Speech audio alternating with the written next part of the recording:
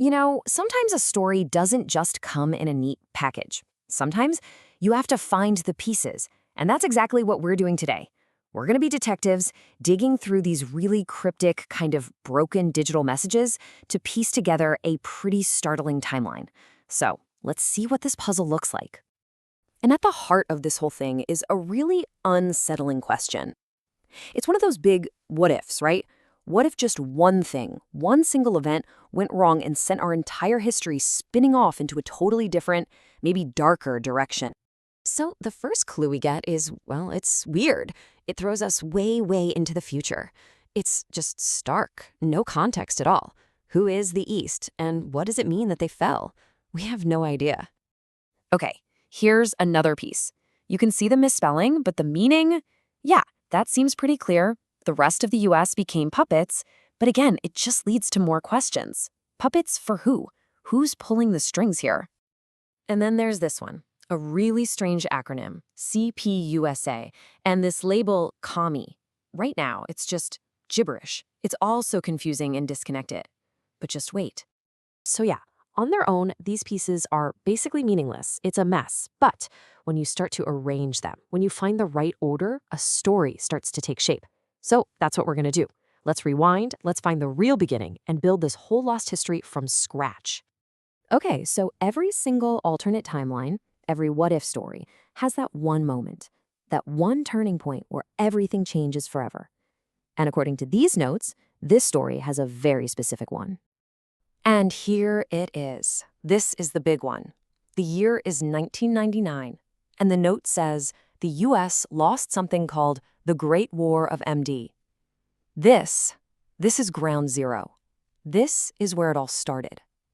So you got to understand, this is the crucial moment. Think about it like a long line of dominoes, right? Well, this single event in 1999, losing this war, that's the first domino to get knocked over. And it's going to set off a chain reaction that changes, well, everything. And man, what a devastating chain reaction it turned out to be. I mean, when you lose a war on that kind of scale, it creates this huge power vacuum. And these notes tell us that vacuum got filled fast. Terrifyingly fast. The very next note we have is crystal clear. Right after the war, the USSR invades the US. There's no ambiguity. It's a direct result of that loss in 1999. But here's the part that's just staggering. The speed of it all. Another one of these fragments says it only took 6 weeks. 6 for half of the entire country to just be gone. That's an unbelievably fast and total collapse. So you've got half the country gone. The other half is in total chaos, and out of those ashes, a new power structure starts to rise. And this, right here, is where that weird acronym we saw earlier suddenly starts to click into place.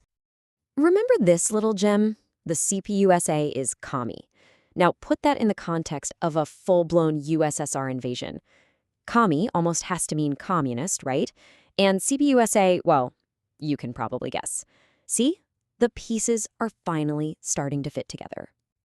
So it seems pretty logical to conclude that CPUSA stands for some kind of communist party of the USA.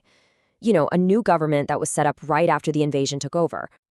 And wow, nothing shows you the new reality better than this. This flag was actually in the source material, and it's the symbol of this whole new order. You've got the American stripes mixed with the Soviet hammer and sickle, all right under that CPUSA name. It's a really powerful and honestly a pretty chilling piece of the puzzle. And that brings us back to one of those first clues we found. Remember the puppets? Well, now it makes sense. For the parts of the country that weren't directly controlled by the CPUSA, their fate was to become puppet states, basically controlled from the shadows by this new government or its backers. But the story doesn't stop there, not even close. The notes then take this huge leap forward, jumping hundreds of years into the future to show us the final endgame, the last domino to fall from that one event back in 1999. So let's just step back and look at our full timeline now. It all starts in 1999. The Great War is lost. That leads directly to the USSR invasion. That leads to the new CPUSA government. And then, centuries later, it all comes to a head with one last event, way out in the year 2356. And here it is, the final word, the definitive end of the story from these notes. That very first fragment we saw, 2356 the East fell, it finally has its context. Why did the East fall? Well, the note spells it out for us. The commies won. End of story.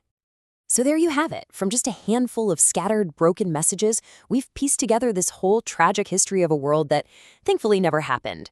It's just wild to see how one single moment can ripple out for hundreds of years. And it kind of makes you think, doesn't it? It leaves you with one last big question. What parts of our own story are we writing right now?